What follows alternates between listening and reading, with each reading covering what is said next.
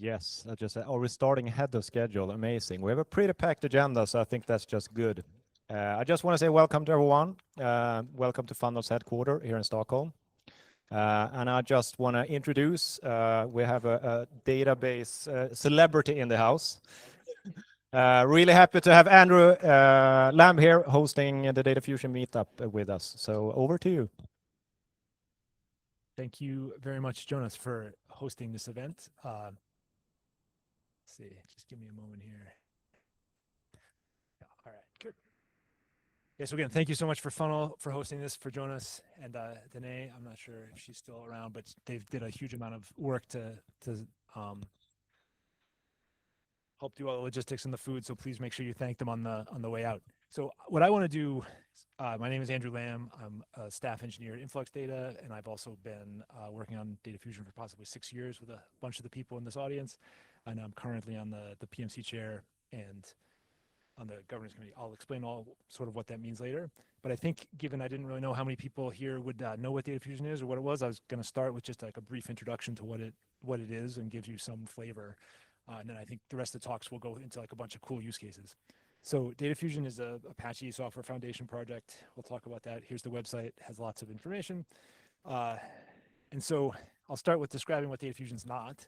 So the classic sort of architecture, you got a database. I realize the boundaries of where systems are drawn, right? Where we're a database and what's part of the system is a little fungible, but at the core, typically you would build a database and you'd run it, what you download, right? So your application would then interact with the database that you would download, and then the database would interact with files, and sort of what's inside the database box would not be changed. And so this works great for lots of applications, right? This is a classic architecture, but if you ever want to sort of change how that database works, you're limited to what the APIs basically of the database provides. So DataFusion is basically designed, instead of being a system that you just use, it's actually a system that you extend. And so you can build additional, more powerful, more customized data systems on top of it. So in this case, I've showed it's in the box. Again, I realize sort of the application boundary with like service-oriented architectures is maybe a little bit fuzzier, but the core idea is you put DataFusion in your application, then you customize it heavily if you want, right? So you can have your own file formats. I'll talk a whole bunch about different things people can do, but you can have your file formats. You can go all the way down to adding your own optimizer rules if you need to. Obviously, functions and table providers and stuff as well.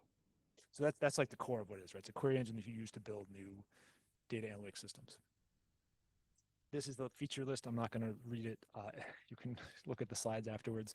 But the point is, it's basically got all the stuff you would want in a analytics system. So DataFusion starts sort of with features that you could immediately use, and then everything you can basically extend. So it's got the core OLAP engine that's very fast.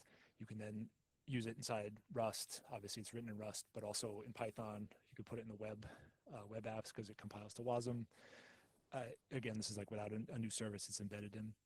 We've spent a lot of time on the documentation, so it's easy to extend, which is not always the case. It integrates very well with the ecosystem because it uses Apache Arrow, and that also actually makes it quite fast. It's got a full SQL engine in it and a full sort of data frame API. It interops right to the substrate. Again, I'm harping on this extensibility thing, but the point is it's rather than a sort of monolithic software other database that if you want to change, you can, right? They're open source, but you have to fork it and then sort of modify it, and the code might not be organized sort of to support that. DataFusion is. It has support for quite optimized Parquet, CSV, JSON, that kind of stuff. So at the end of the day, and this bottom stuff is what you need. It means it's fast, but I won't bore you with the details unless you want. So that's like the high level features.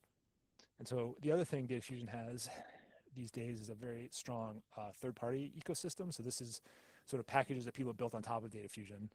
I've actually been talking to quite a few people here about DataFusion Distributed, which is a package that lets you sort of build distributed query engines. There's a package of people's pre-integrated table providers for common other databases like Postgres and MySQL. There's a library that lets you use DataFusion as a federation query engine, which would be like you want to go push parts of your query down into other database systems. Like there's a package that lets you do that. There's one that lets you hook it into standard OpenTelemetry tracing, add geospatial data, like all that sort of stuff. So the fact that it's got all these other components, like you can kind of mix and match the pieces and build some very customized system. I've also talked about performance a bunch. It has top of the line performance. This is from ClickBench, possibly a vanity benchmark, but it really, it's a popular analytic benchmarks. At this point, we're 2x away from DuckDB, which is very sad, but actually over time, the performance is converging. So recently, what's currently on the website is 1.6. I just recently ran it. We'll have updated versions in the next day or two, and it's like 1.3. And with some other fun stuff, I think that Daniel's going to talk about, we're getting closer. So basically, over time, because we're a big open source community, we've been driving performance forward, and it's basically converging with other systems. So you can basically get the same level of performance. The other thing I want to talk about was it's part of the Apache Software Foundation, which I was not frankly super familiar with when I started working on DataFusion, so I didn't really know like what the deal is. So what it is, it's a nonprofit software nonprofit organization, and it gives a home for stable governance and long-term maintenance of open source projects. And so I didn't appreciate it at first, but it I think is one of the key reasons why DataFusion's been successful and seen such wide adoption, is being part of Apache. And the core reason is because you get predictability. So unlike, like there's lots of open source projects that are successful that are not part of Apache, of course. But I think one of the things Apache gives you is it's super predictable. And so for a library like DataFusion, where you're going to go build a product, for example, on top of it, having well understood governance, right? The licensing has basically been the same for 20 years. It's very permissive. It's very well understood now. There's a lot of big focus on making sure all the communication happens in the open. That's good. I mean, it also means it's challenging sometimes to really figure out what's going on because so much of information is available, but it is all there. Unlike some other projects, maybe where like the roadmap is chosen behind closed doors. And it's been very successful at generating multi-vendor participation. So in particular, there's like people I've worked with personally very closely with over a couple of years that if you take a step back, we're basically working at, certainly close to competitor type products, right? But yet we're able to, in the structure, sort of work together on the shared common foundation. And of course, by being part of a large organization, you're hedged against, individual life changes or VC funding cycles. So anyway, that's why being part of Apache, in my opinion, is super valuable. I now want to foist on you all a brief, like what my personal aspiration is for DataFusion. I'm going to use my personal favorite analogy, which I know is this is kind of like geeky and very low level, so don't worry if you don't fully get it. But so there's a library called LLVM, not LLM, right? That's all the rage, but this is LLVM, which stands for something like low level virtual machine. And basically, if you look at all the modern programming languages that came out in the last 10 years, say, they pretty much all use LLVM. And what does it do? It's basically the common components that you need to build a high-performance programming language. So it's got the code generators and the optimizers and the debugging support and all that sort of stuff. And it doesn't sound very exciting, but what it is it's all required for a high-performance programming language. And it's basically all both well understood, but it's also hard to implement. And so the fact that that it exists, I think that's been responsible for the growth in interesting software programming languages over the last couple of years, right? Like basically the reason languages like Rust or Julia and Swift, you name whatever your modern programming language is, they all use LLVM under the covers. And the reason that I think they're able to actually invest and make improvements in the language is because they don't have to go reinvent all the low-level stuff. That's well understood, but it's really quite a lot of work to make well, right? So you could probably guess, right, my picture, right? I want DataFusion to be the same thing, but for analytic systems, where instead of people mostly focusing on like reinventing vectorized query analytics and SQL parsers and planners and, which is a lot of work, but it's pretty well understood now. Instead, you mostly focus your engineering effort on what makes your product special, unique, and hopefully you contribute back, right? Part of my job is to get people to contribute back to it. So hopefully you contribute back a little bit to the shared core, but you're mostly focused on what's adding value for your product, your business. And so I think that in my mind is like that's what I want, right? I want it in all the different systems. That's how I define success. And I think this partly is just a story of cost, right? Like, oh, now you don't have to reinvent this stuff, so it's lower cost. But I think you can also think about it as it enables innovation, because now instead of having to reinvent something that you've already that doesn't really provide any extra value. Instead, you focus all your effort on stuff that actually does provide value. And so it enables applications to be built that couldn't have been built before, with the reasonable resource. So that's why I think it's cool. This is the architecture. I'm going to skip this. I'm sorry. I love database architectures, but I promised we'd be on time because we're in Sweden. So I'm going to instead rip through use cases. So this is just like a selection of things that people have done with DataFusion to give you a more concrete example. So the first thing, I think this is the first, this is probably the obvious thing given my initial slides, is people built a bunch of specialized databases. And this is what a lot of the early companies did. This is definitely what InfluxData does, right? We have a special database focused on some particular use case. Our case is time series, but there's other people focused on also time series, but there's bioinformatics and streaming and a bunch of AI systems these days. So, and they use DataFusion to build special features on top. So that's one major use case. More interestingly, I actually think this is actually by far the biggest use case writ large. In fact, it's basically what Funnel is doing here, from what I can tell, is that lots of companies have custom data platforms that are very sort of specialized to their needs, and then over time, sometimes they expose directly to customers. Sometimes they're just sort of internal implementations of how stuff gets exposed to customers. But I think this is actually where the vast majority of people use DataFusion. And in fact, this is kind of like an iceberg. I only know not Apache Iceberg, just like an iceberg in general. I only know a few of these, but I know there's a huge number of other companies that do various other things. So there's a bunch of stuff there. And typically they'll do this because they're not just querying data out of Apache Iceberg, right? They have special data sources, they have special ETL needs, they have special runtime requirements, whatever it is, they feel they need a special data platform. Another one we've seen is people doing data federation. I'm sorry if this is something people have seen, but if you're trying to build a platform that gets data out of a bunch of different existing sources and sort of manipulates them somehow, perhaps puts a enterprise data model or something on top of them. I see people use that DataFusion for that. And there's a couple of companies there that I can show that do it. There's actually an interesting class of people that have used DataFusion for Spark accelerators. We were just joking why Spark is so slow in the open source one, right? You can imagine there's some conspiracy theories about maybe it's not in Databricks' best interest, and they have a lot of the committers to make it faster. But anyway, so whatever the reason, there's actually a lot of interest in accelerators for Spark. So you use the Spark front ends, and then you replace out the actual execution with native operators. And so there's at least 2 Apache projects I know about that try to do this with the DataFusion operators. One's the sub-project of DataFusion called Comet, and one's called Oran, which is out of one of the Chinese internet companies. I can't remember exactly which one that is. And of course, there's Velox, right, that also basically has the same use case. But there's an example of, rather than re-implement everything like they did with Velox, you can reuse most of what's in DataFusion. Another interesting thing that people have used query engines for is actually implementing table formats.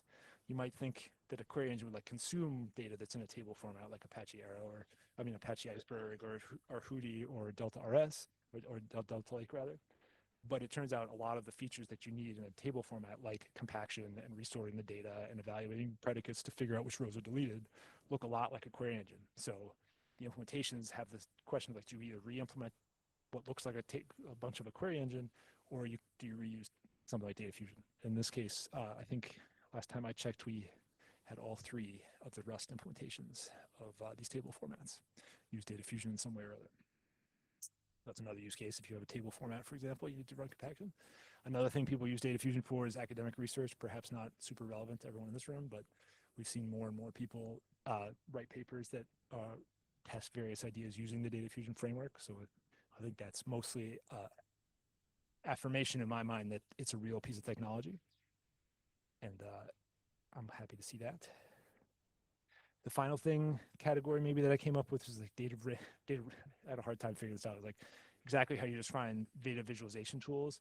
It turns out that a lot of times specialized visualization tools they basically have their own mini query engine to prepare the data quickly in the format that's required to visualize it. So there's a company called Rerun.io, and it's actually based in Stockholm, that does this for basically physical sensor and robotic data. There's a project called Vega Fusion, which uses this for a programming language or a visualization language called Vega, which I don't really know a whole lot about personally, but it's they have a specialized planner for DataFusion, or that uses DataFusion to basically drive the visualization going forward. And there's actually some new one I found out just the other day called columns.dev. It's also based on DataFusion, so it's pretty cool. All right.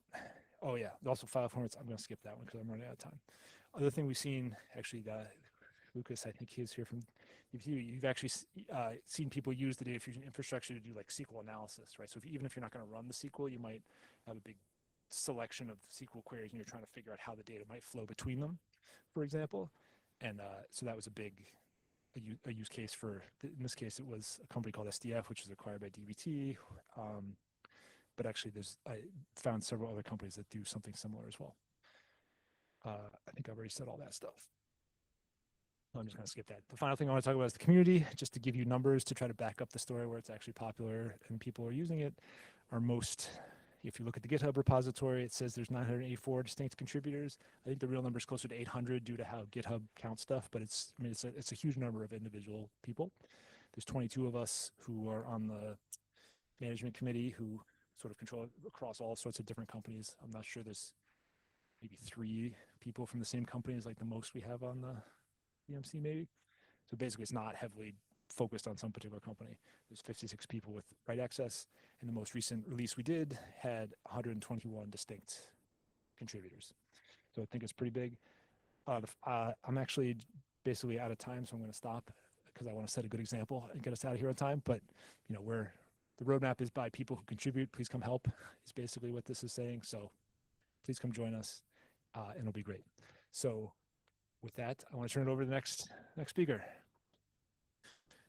Yes, so I will talk a bit about composable data platforms and a little bit about semantics and looking as a kind of semantic layer as the bridge of going from an Iceberg catalog into DataFusion, and it's something we're looking at Funnel.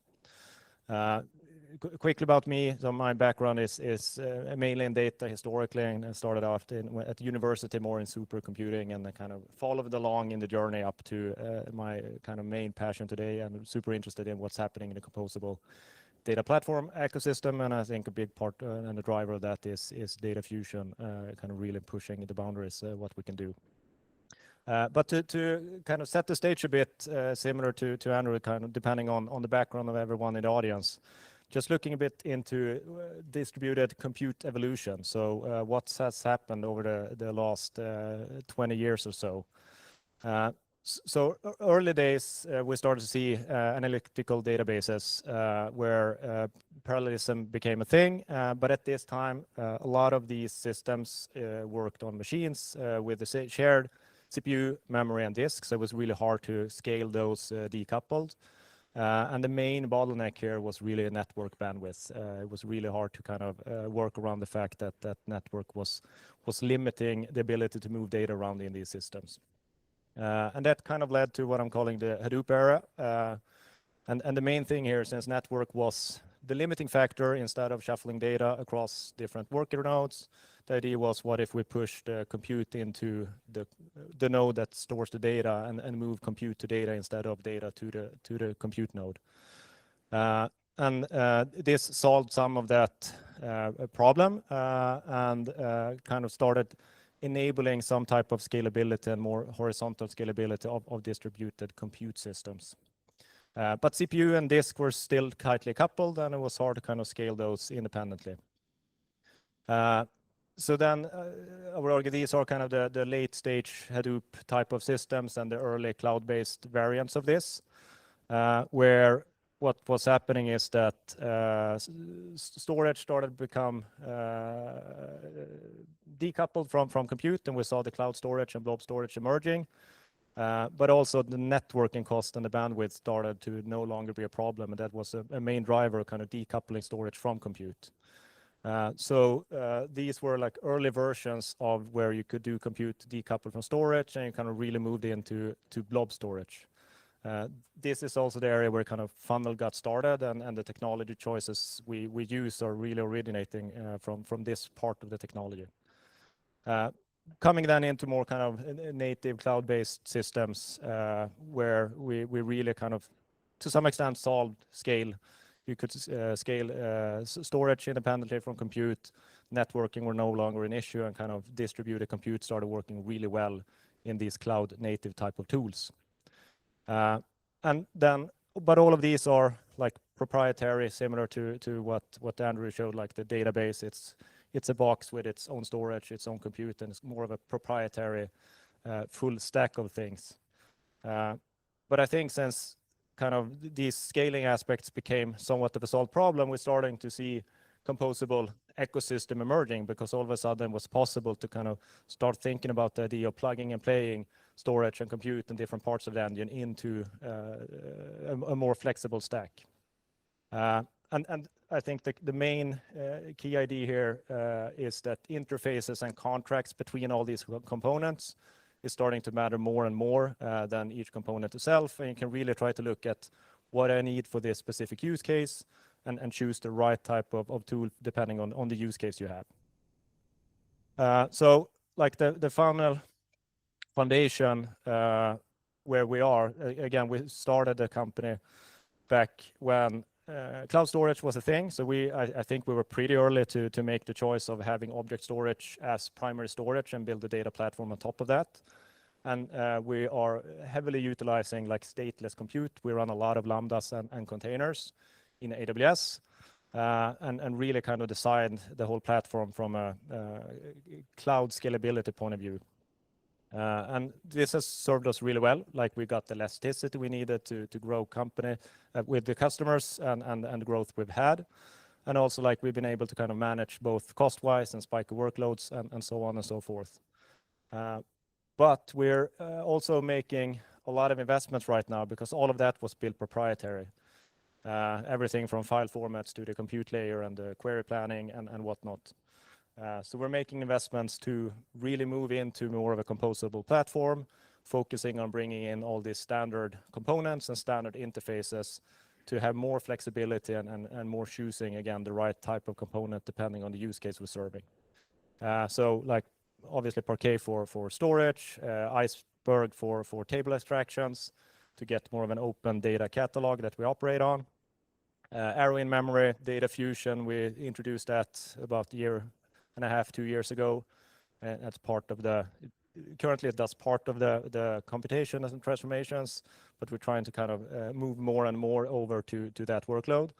We also started looking a bit into Substrate and see, I think the promise is really interesting of having portable compute plans, and that's part of the next session in this. Just some numbers, kind of funnel, what are we operating, what type of scale. So another aspect to look at like from a business point of view, so we, if you look at the Western world's global ad spend, about 11% of all ad spend in the world is reported through funnel. And that's like we have thousands of customers, but some of these customers are like the largest agencies in the world that covers all the large brands pretty much out there. So there's a lot of ad spend that gets reported through funnel. In practice, it means this, like we manage a lot of file partitions, which introduces some problems for us. Data in total, 200 something plus petabytes, and like the load on the compute part of things is about 20 queries per second. So then semantic layers, so like arguably with the distributed compute, if we would claim that scaling storage and scaling compute and everything is somewhat of a solved problem, the next problem that companies are starting to run or have run into is so you almost get too much data. A lot of companies just end up with tons of data sets in a data lake, and it's hard to make sense of. You don't know what it means, and you need to do something with that. And here's where the semantic layer is supposed to come in and solve that. And it's been, I guess, startups for a decade trying to launch different ways of solving that problem for the companies. I would argue no one successfully yet. But we have an internal take we're trying to do for how we want to do this. So the problem is really, like even if we have all the data in an Iceberg catalog, the catalog describes what exists, but it doesn't describe what the data means. So the semantic layer's role is really to define the meaning of the data, like how it's supposed to be used, how it's supposed to be transformed, what does it mean, and what we should do with that. And we think it serves two roles. One is to compile these semantics into something that can be computed, like to instruct the execution engine of what it should do with the data so it comes out as expected. And then the other thing is to provide enough context for the UI layer, regardless if it's like a click interface or a reporting dashboard or an LLM, to reason around what data is available, what can I do with it, and how can I generate the query to get the data I expect from it. And really to decouple the user experience from storage and execution details. So if we do like a high level overview of how you could look at this. So again, we have a catalog describing what type of data we have and a bunch of semantics definitions. Like think of them as metrics and dimensions and relationships and constraints and whatever type of semantics you can put in there. To build a schema that, again, you can serve the user experience layer to basically generate queries. And then have a query resolver that takes this, build a logical plan, and again, like emit that into something that hopefully can be portable and executed on DataFusion on any type of execution engine, depending on the use case we have. And if we just zoom in a bit and on a kind of trivial example to see what happens if you haven't looked at compute plans before. So if we have two Iceberg tables, table A, table B, typical marketing data, you have the same type of data in all the different ad platforms out there, but there's slightly nuances in this trivial example. There's different field names, different names of cost and spend.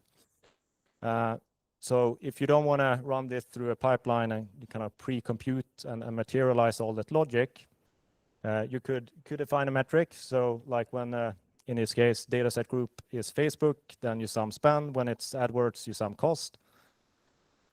You produce a query saying, okay, I want cost per campaign. And then you can transform this into DataFusion logical plan, where you would get the blue projection first summing the Facebook ads data per campaign, then summing the AdWords data per campaign, union those together, do a final aggregation across everything, and sort that back to what you would expect to see from such query. So in this, if we have this semantic kind of catalog of the meaning of the data side by side with the Iceberg catalog, we want to get to a place where we can pretty much send this and execute it on any type of distributed processing system. And if we basically would just zoom in on with funnel branded green boxes instead, we're aiming to have this open data lake with open formats to kind of really decouple the storage layer from everything we build on top of it.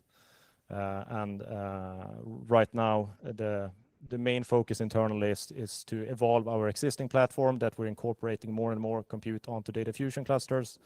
But we're also in parallel exploring, like, are there other execution platforms that makes better sense for different types of use cases, and can we kind of run them in parallel? So that's me on time as well. Thank you. So I'm Daniel. I'm an engineer at Coralogix, and I am going to talk about morsel-driven parquet execution in DataFusion, which is a project I'm working last few weeks on. Yeah, I'm Daniel, working at Coralogix on the distributed query engine. We're heavily using Apache Arrow and DataFusion in our distributed query engine. And yeah, already some examples. Andrew shared why DataFusion is great. We use Arrow format, fast kernels, optimized parquet reader that gets more and more tweaks to it over time. Statistics, page pruning. It has great objects storage integration. And yeah, we also heavily use the filter pushdown and late materialization to really save on I/O and drive the latency of the queries lower. And yeah, it's just reusable and extendable. So custom operators, UDFs, custom flight services, you name it, you can all build it with Arrow DataFusion. If you just have something to think about, you can build it. Some couple of observations and challenges we also have at Coralogix. So one thing we often see is parquet scanning is absolutely critical. It's really crucial. It's often the bottleneck and extremely resource and consuming for any analytical workload. So most of the queries just can scan a large amount of data, and then the I/O part becomes really the bottleneck. And slower queries are often the ones with enormously large scans. Second observation is that real-world data and infrastructure is really skewed. So where does the skew come from? Many places can come from different file sizes, but also even if you really make your file size really equal, it can come from different filter selectivity. So it can be very time correlated for different time of the week or of during the day. It can be heavily correlated what kind of values are in your data. Infrastructure can be really giving high variance. The same GET request to S3 can sometimes take 10 milliseconds. Other time it might take the same request might take 200 milliseconds, something like that. But you can also have things in cache, can hit or miss, and it makes requests really skewed.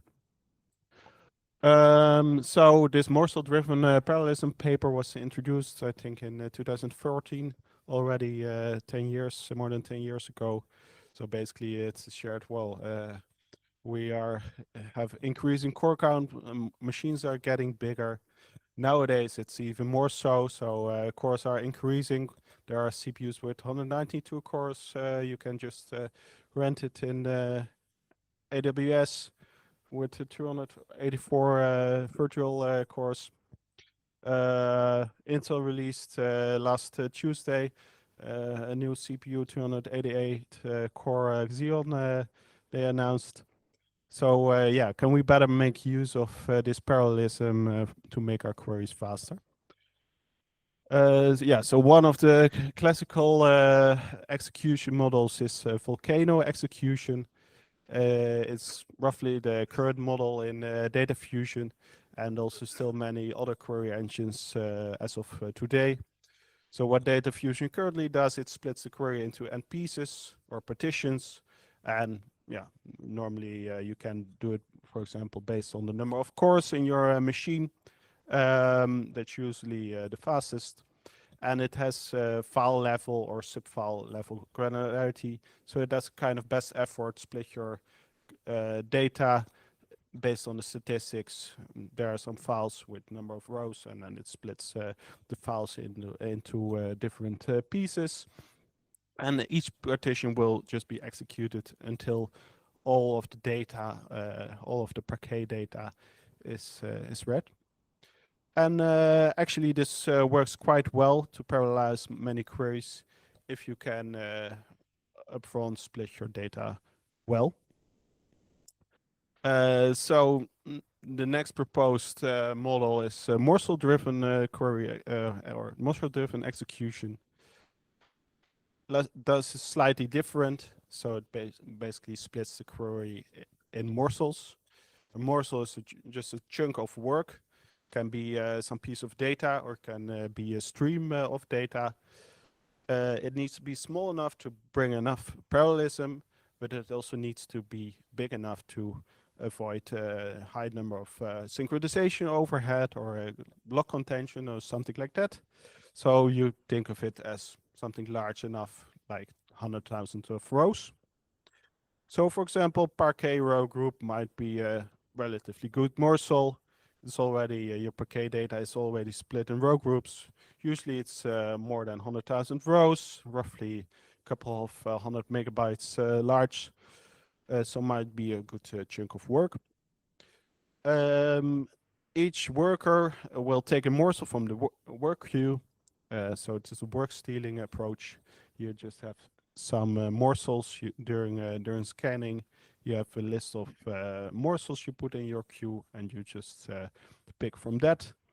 And we execute the morsel until the next pipeline breaker. So, for example, repartitioning, shuffling data, combining results, sorting data.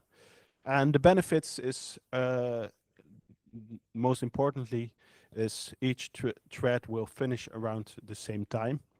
And also, if you do it well, the locality will be better. So each thread will keep the data it's working on, it's reading, but also the state of the operators. It will keep that in cache until the next pipeline breaker. So yeah, I tried it on some different benchmarks. TPCH, well, it's a really well-known benchmark, of course. What we see is basically, well, no improvement whatsoever. So yeah, most of the queries are running around speed of 1, so it's running exactly the same time. So what's happening there, guys? I don't know. Well, it turns out this benchmark has no amount of skew. So there's benchmark scripts. It just creates one file for based on each core. So if you have 10 cores, you have 10 parquet files. All the files will have exactly the same size. All values are randomly generated with some weighting parameters. Benchmarks running on an SSD, so it's really predictable. Benchmark also reports the lowest results after a couple of iterations, so all of it will be in cache. So this benchmark does really not represent real-world data sets well. So if we go to the Clickbench benchmark, which is a 100 file benchmark, and it's around mostly filtering and aggregation. But more importantly, there's it's as correlated data, so lots of different data correlation. And you see basically lots of query that can benefit from this morsel-driven query execution. So if you look at one of the example queries, so I just picked a random one with which improved like 1.5x. Yeah, and on the top you see the main thread, just coordination thread, which will start the other threads. Next you see the worker threads, will basically drive the query to an end. And below, Tokyo will start IO threads in the background, which will fetch the data and give it back to the workers once it's ready. Yeah, and on the left side, you see basically some of the threads are finished really quickly because there's no data anymore left in the specific partition. And on the right side, you see the morsel-driven variant, and you see that, yeah, even the quickest that was finished will take much longer to finish. So only at that point there were only 9 morsels left, basically. It will spread some of the data much more evenly, especially if you have more data. It will spread even better. So actually, Clickbench is a quite small data set, even if you have only running on your laptop. So if you start using Parquet filter pushdown, it even shows better results. Why could this be? Well, there can be more skew due to pushing down your filters.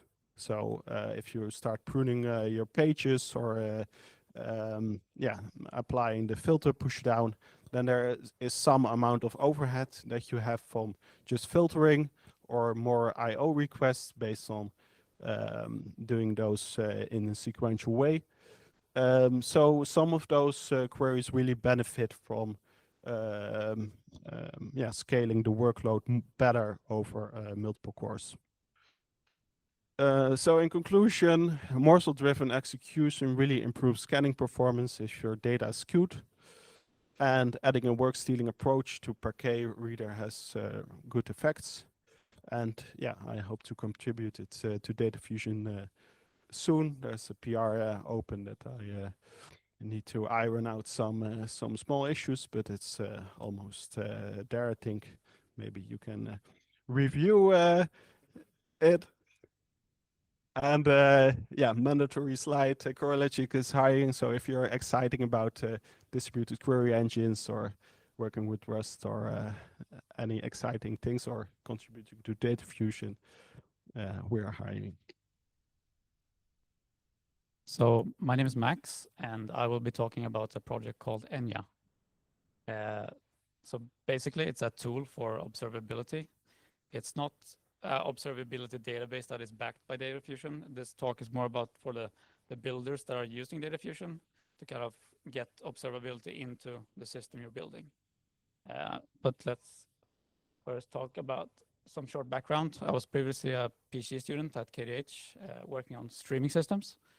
I created a small microwheel index that I created some blog posts around in DataFusion for speeding up aggregation queries over time. And then I didn't finish my PhD, but I started working with Massive, which are here today. And I've been mainly working on building like real-time data systems that are backed by DataFusion, but we have kind of like this special live server layer that is currently backed by RockDB, but we integrate with DataFusion for queries that need low latency, essentially. And then right now I started my own company, so I'm still building with Massive, but I'm also on the side building this project I call Enya. So for those that are not here from that are not from Sweden, this is what you will see for a few hours of the day for most of the winter. But then this is the rest of the darkness. So it's a perfect time to just stay inside and build stuff. So the problem I had was I've been using like Grafana stack. Grafana is great, but it's not really for power users or folks that, like keyboards. And there's no native desktop app, for example. And there's also a disconnect between like the metrics or kind of logs you're looking at and like the actual code base that you're shipping. Like you're pushing commits, you're deploying it to staging or prod. But there's like a disconnect there. And also, of course, AI, like they're not built like from the ground up to be supporting AI native. So what is Enya? So basically it's a Rust application built in EGU. Maybe I pronounced that wrong, but it's the same framework that Rerun uses. So it supports both native and WebAssembly. So you can run it both as a desktop app or on the browser.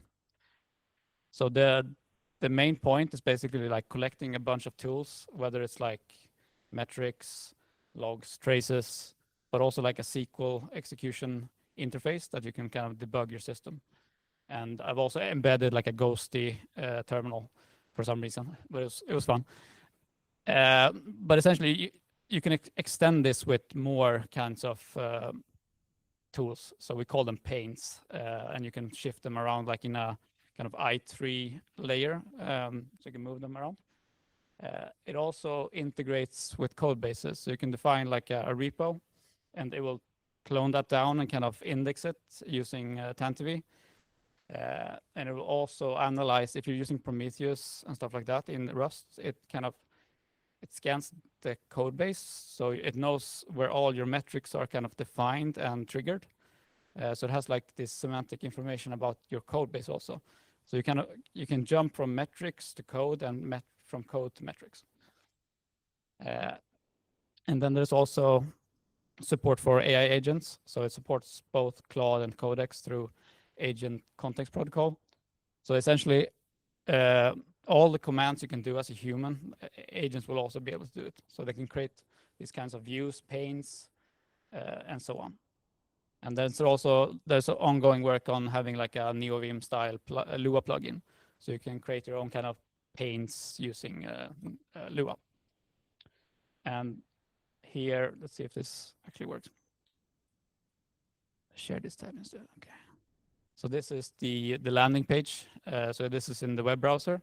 So the web browser does not have all the types of features the native has, for example, like the SQL interface and terminal. But so there's a tutorial. You have like Vim style movements. You have like a agent input bar where you can ask about like what you're looking at, or if you want to create kind of graphs on the workspace. You can have like different workspaces and so on. And you have traces, logs. So you can try that out. It's available at this. You cannot see but yeah, basically it's enya.build/editor. And here, let's see if this works.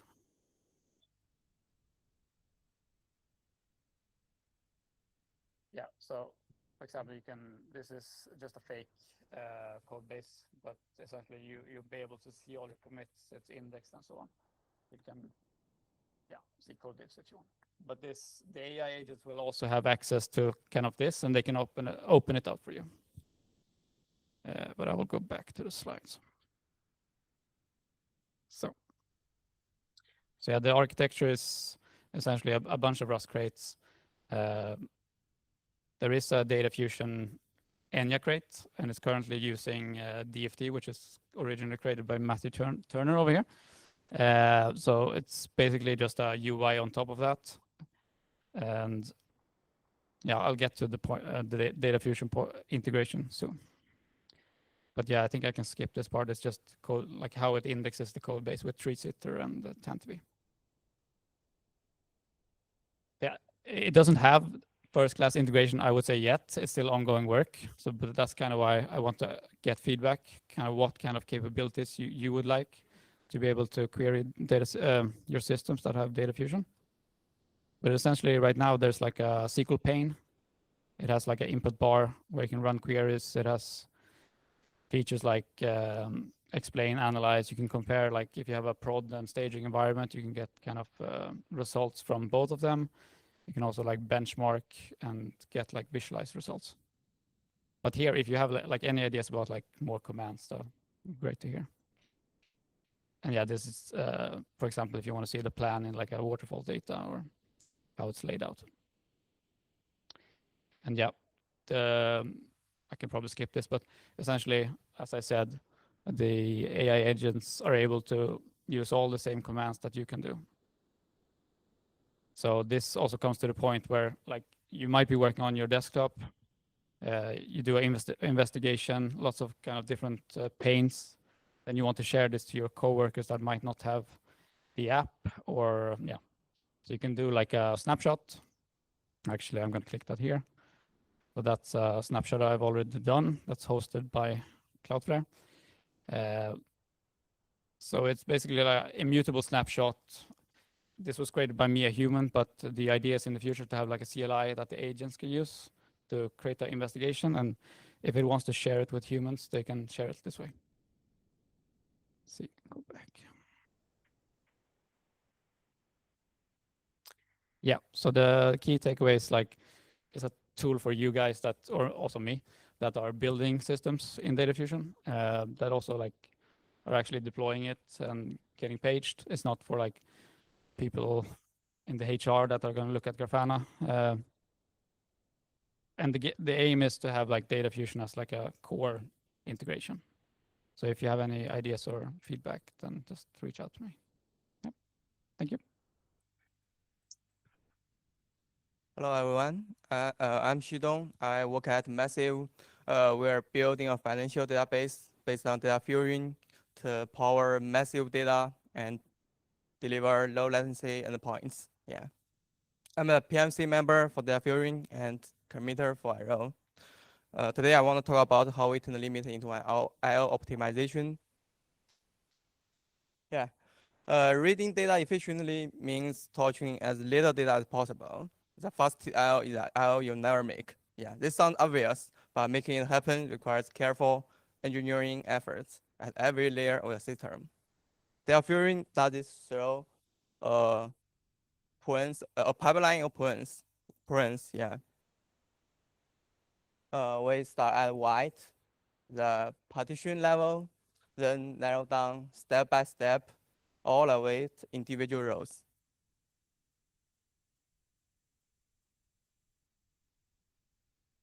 Okay, let me walk through each phase. Phase 1 is high-level discovery. For example, the listing table evaluates filters that only depends on partition level, partition columns, things like year, month, origin. Yeah. This happens before we even read any package metadata, so irrelevant directories can never reach a scan. Yeah. Next is field pruner. The field pruner will check field level, min, max, non-cons, stats. If the stats can prove no those in a field can match the predicate, we drop it entirely. No need to read the row group details. No need to decode any rows. Okay, phase 2 is where things get interesting. For each surviving field, we read row group metadata, such as min, max, non-cons, stats per column, per row group as needed. After evaluating stats, the group can be classified into 3 states. First is not matching, known as skipped, partially matching, and fully matched. The first is not matching. Yeah, stats prove no those can match. So we ignore it completely. Second is partially matching. Stats can rule it out. So we match, scan, and verify each row later. The last one, this is a key one, fully matched. This means stats prove every single row in a row group can satisfy a predicate. So we know for certain all those qualify. This fully matched concept is what makes limit pruning or today's topic happen. I'll come back to it shortly. Phase 3 goes deeper. Bloom filters work at the group level. They are especially efficient for equality and English predicates. Yeah. Next, page index. Package pages also have their own stats. DataFusion uses stats to skip individual data pages within surviving the group whose per page min max stats route matches. Last one is late materialization. Instead of decoding all columns at once, DataFusion only decodes the cheapest, most selective columns first. Then it filters those using those columns. Then only decodes the remaining columns for those passed. The issue is limit was ignored. Here's the part we can improve. Before limit pruning, all those stages worked well, but they had no awareness of the limit in the whole pruning pipeline. The scanmat visits every surviving row group before getting expected rows, including partially matching groups might contribute their row qualifying row. Even when fully matched groups alone already contain enough rows to satisfy limits, they still scan the partially matching groups, so there is wasted I/O and CPU. For example, if you have fully matched groups which contain 5 rows and the limit is 5, why would you bother decoding any groups where you are not even sure any of those qualify, right? Okay, the solution is limit-aware pruning. We add a new step right after row group pruning. The idea is simple. If the fully matched groups already contain enough rows to satisfy a limit, we rewrite the access plan to only scan those groups and skip everything else. So how to detect the fully matched row group? The trick, the magic is predicate negation. We take the original predicate, negate it, and evaluate it against the same row group stats. If the negated version, the negated predicate is present, meaning the stats prove the negation is possible, then the original predicate must hold for every row in a group. This means the group is fully matched.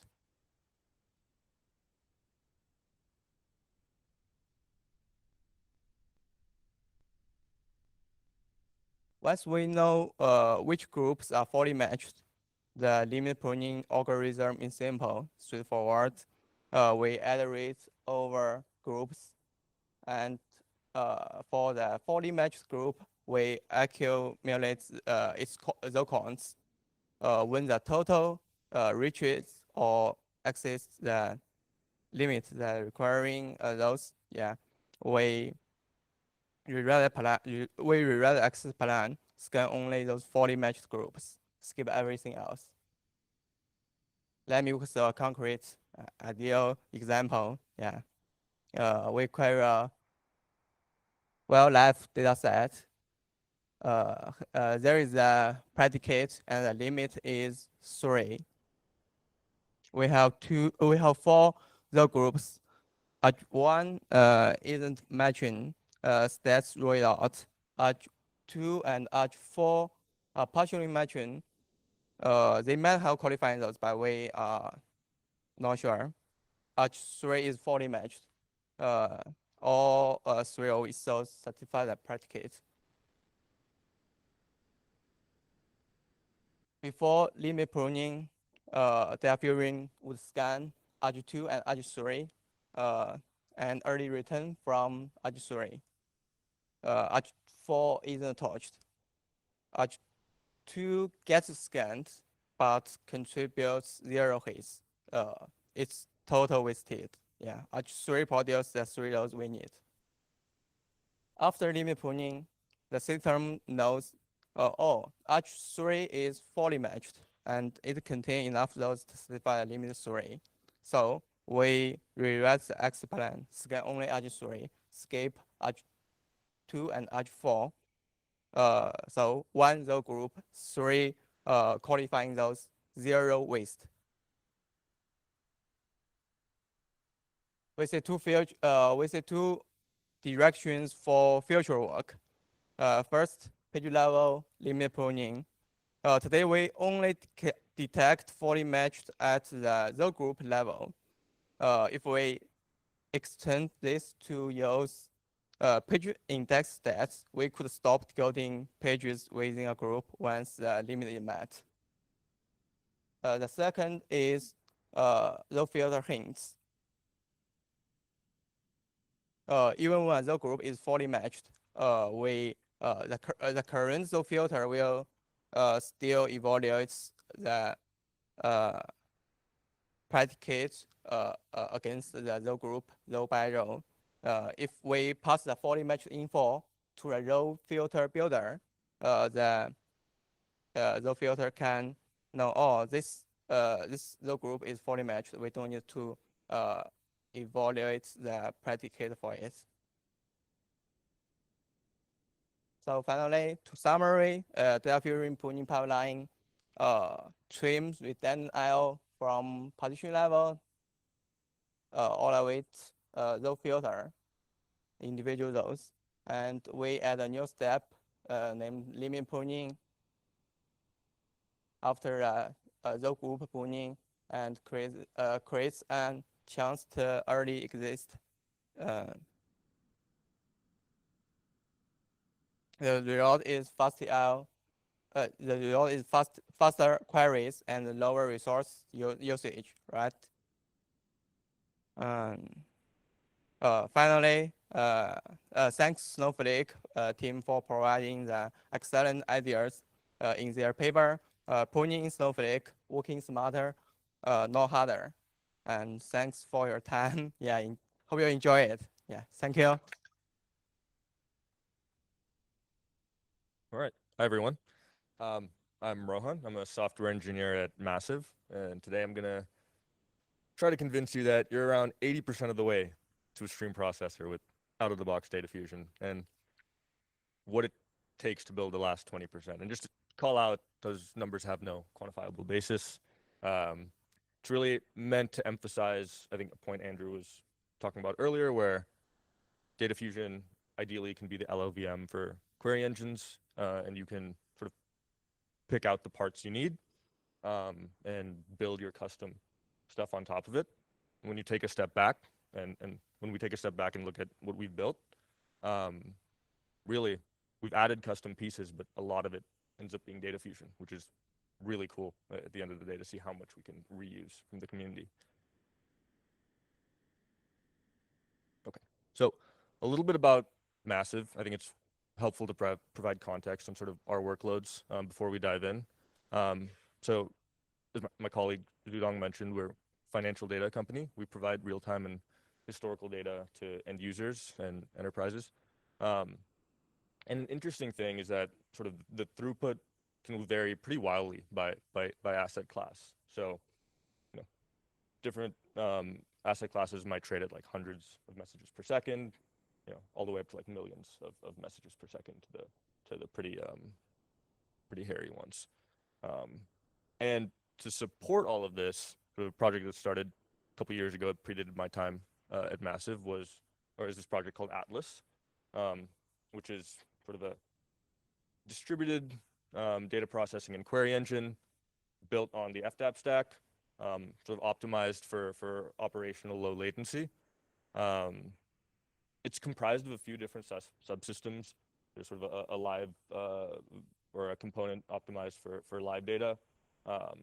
Also, we have really other cool pieces like incremental view maintenance that is awesome that other colleagues worked on. And then today I'm going to be talking about the streaming subsystem, which is relatively new.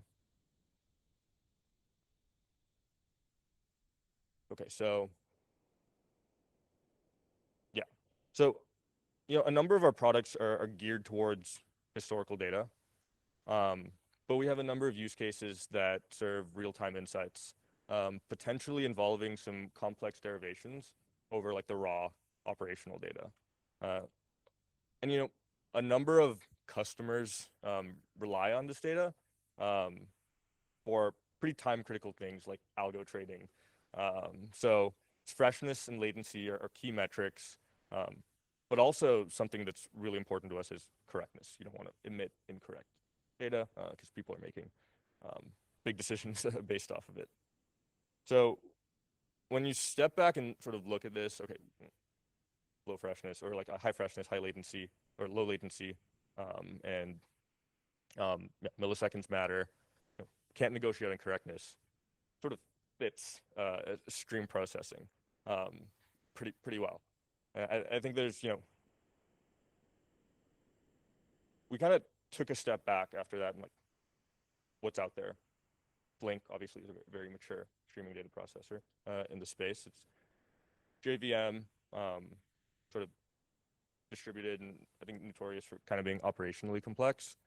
So there are other now very cool like streaming databases like Materialize and Rising Wave. Also carry a kind of big operational footprint. They're SQL first, which is something we very much want. You know, they, yeah, the sort of the operational complexity still remains, and a lot of them require expensive subscriptions to maintain and operate. So within the data fusion ecosystem, there's Arroyo, which I think we have a lot of respect for what's built there. Sort of the level of support and stability might have been unclear, but really it came down to our requirements and what we wanted, which is really, I think something single node first. As mentioned, like servers are really big these days. You can do a lot on a single node, and nicely avoids complexities of distribution if you don't need it. We're already building on FDAP, so something that could integrate potentially like pretty seamlessly into the machinery we already have with some of our like historical like execution engines would be pretty nice. A nice property I think that arises is we can build something embeddable. I realize I don't even have the points here, but yeah, we can build something embeddable. So kind of a library you can link like very much into like DataFusion. Not a complex platform you have to deploy and manage.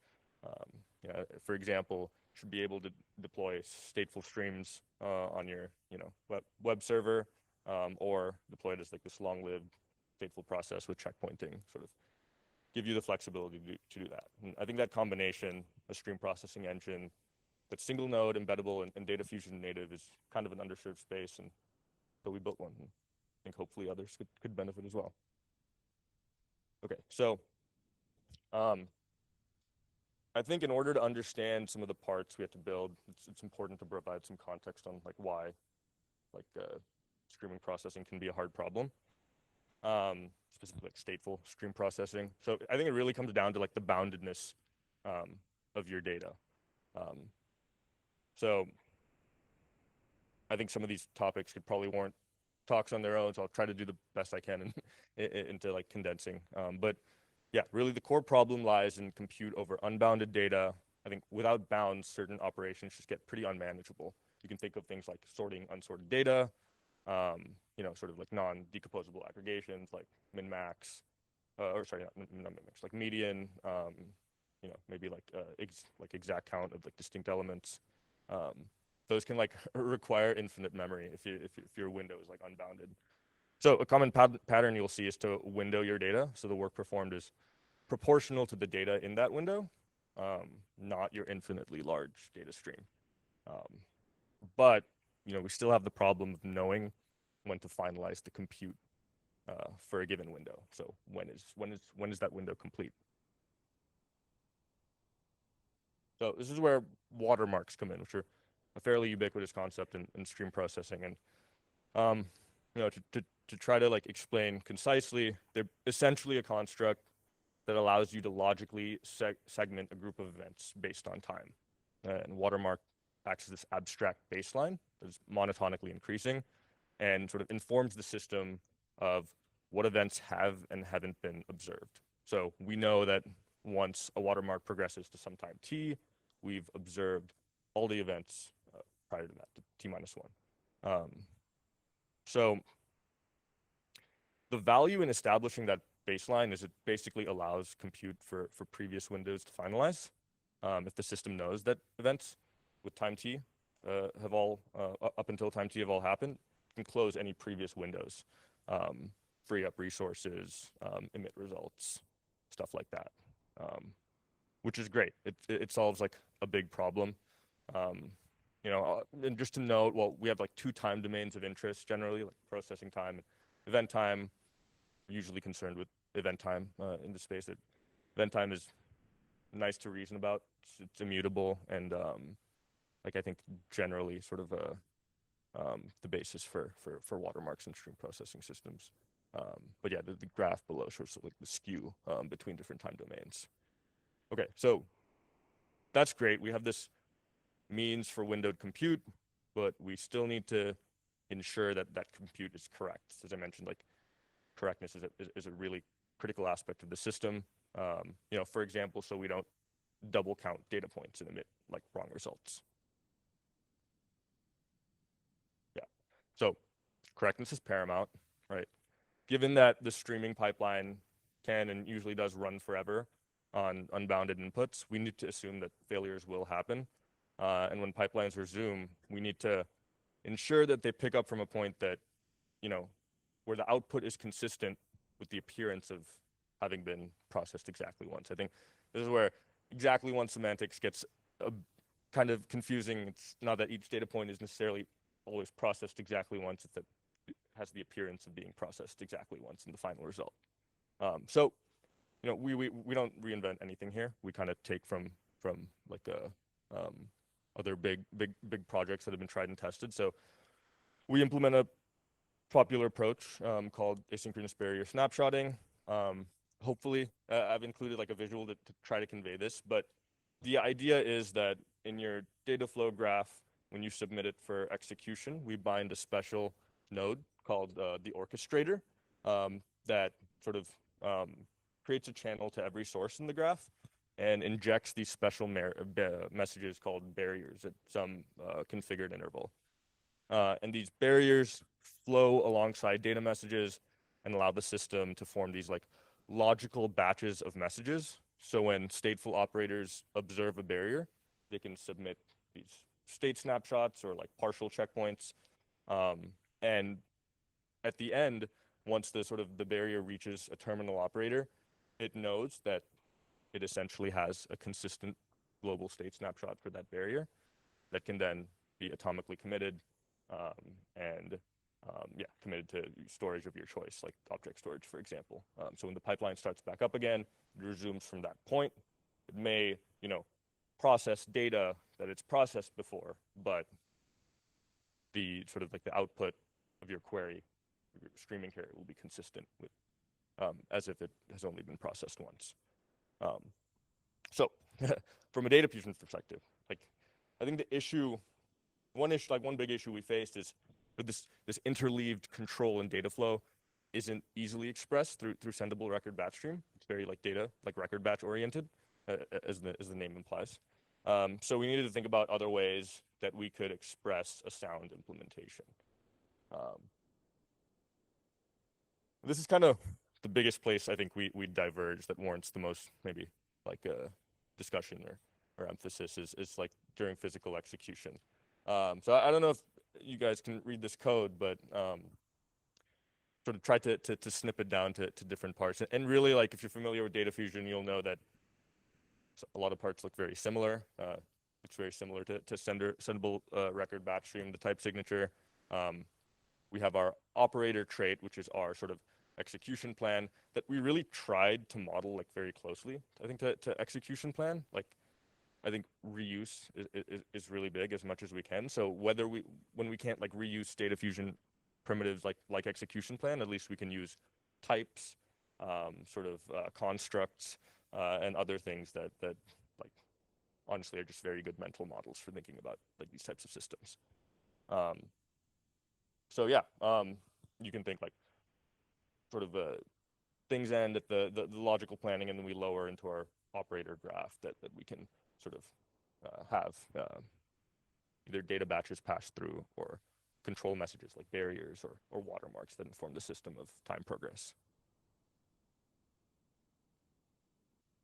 Okay, so as you can like imagine, there's this big like emphasis on time in this system. So I just wanted to point out a couple cool like areas where we where time is sort of pivotal and where we kind of extend DataFusion in the execution level. So one, I think, cool property of stream processing systems is that you have these sort of watermark-based filters that aren't sort of static in their evaluation, meaning they can vary, or the result of the filter can vary as time progresses.